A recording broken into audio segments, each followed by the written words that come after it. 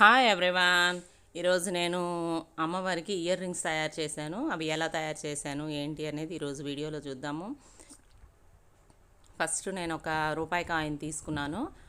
దిద్దులాగా ఉండాలి కదా, అందుకనే రూపాయి కాయిన్ తీసుకుని దాన్ని ఒక మందంగా ఉండే అట్ట మీద షేపు డ్రా చేశాను. తర్వాత కింద పొడవుగా డ్రా చేశాను అనమాట. డ్రా చేసి దాన్ని చక్కగా షేప్ అంతా కూడా కట్ చేశాను. కట్ చేసిన తర్వాత బకరం ఉంటుంది కదా, మనం షర్ట్స్కి యూజ్ చేస్తాం. బకరం మందంగా ఉంటుంది. ఆ బకరాన్ని తీసుకొని ఖచ్చితంగా మనము ఇప్పుడు ఏదైతే షేప్ కట్ చేసామో అదే షేప్లో ఆ బకరాన్ని కూడా కట్ చేసి మందంగా ఉండాలి కాబట్టి ఈ అట్టకి ఆ బకరాన్ని యాడ్ చేశాను.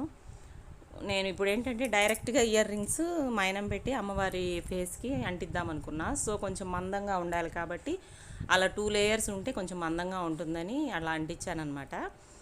తర్వాత మేము వేసిన జ్యువెలరీ అయితే రెడ్ ఆర్ పింక్ కాంబినేషన్స్లో ఉన్నాయి అమ్మవారికి. నాకు రెడ్ కుందన్స్ దొరకలేదు, సో నేను ఇవి జ్యువెలరీకి సెట్ అవుతాయి అన్నట్టు పింక్ కుందన్స్తో చేస్తున్నాను. ఫస్ట్ దిద్దుకు రౌండ్ది పింక్ కుందన్ పెట్టేశాను, అంటించాను. అంటించిన తర్వాత దానికి చుట్టూ కూడా బాల్ లేస్ అంటించాను, గోల్డ్ కలర్ది.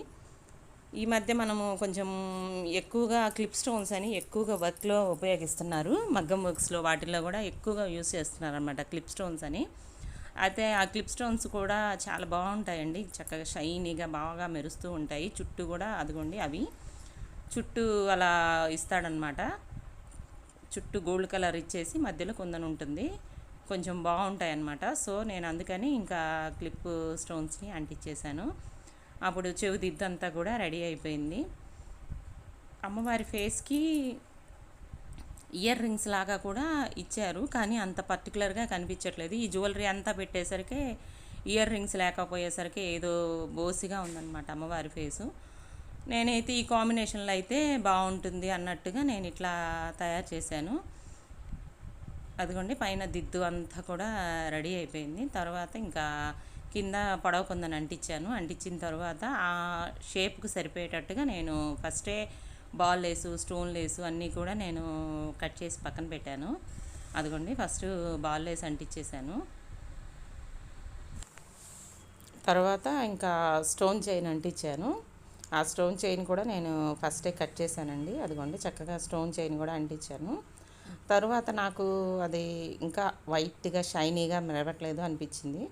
సో నెక్స్ట్ ఇంకొక లైన్ కూడా అంటించాను.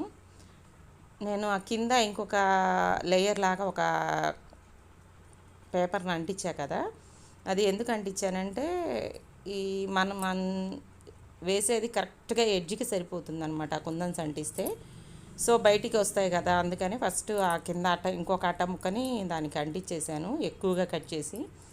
మనం అంతా అంటించడం అయిపోయిన తర్వాత ఇయర్ రింగ్ అంతా చేయటం అయిపోయిన తర్వాత ఆరిన తర్వాత మనకి ఎక్స్ట్రా ఎంతైతే ఉంటుందో అంతవరకు దాన్ని కట్ చేయొచ్చు అన్నట్టుగా కొంచెం ఎక్స్ట్రా షేప్లో కట్ చేసి కింద దాన్ని అంటించాను.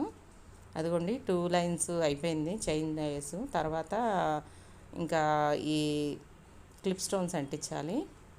అదిగోండి క్లిప్ స్టోన్స్ కూడా చక్కగా చెవికి దిద్దు చుట్టూ కూడా అంటించేసాను.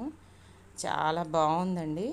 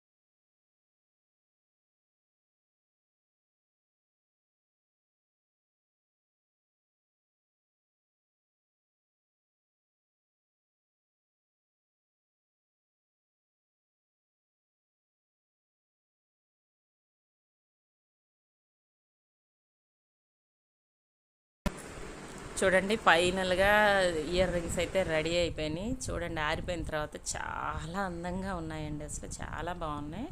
ఈరోజు నేను అమ్మవారికి కూడా అలంకరించాను, చాలా బాగుంది. ఈ వీడియో నచ్చినట్టయితే లైక్ చేయండి, షేర్ చేయండి.